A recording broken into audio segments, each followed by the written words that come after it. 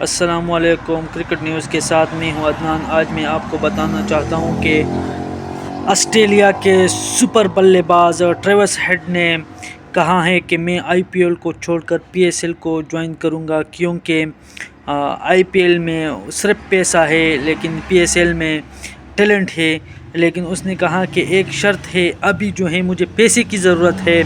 تو اس لیے میں آئی پی ایل کھیلوں گا، لیکن وعدہ کیا کہ 2034 میں پی ایس ایل کھیلوں گا، کیونکہ اس وقت میں نے بہت پیسہ جیتا ہوگا، تو اس لیے پھر پیسے کی ضرورت نہ ہوگی، پھر مجھے ٹیلنٹ کی ضرورت ہوگی، اور پھر میں آؤں گا جو ہے نا پی ایس ایل میں۔ تو اس میں آپ کیا کہتے ہیں کہ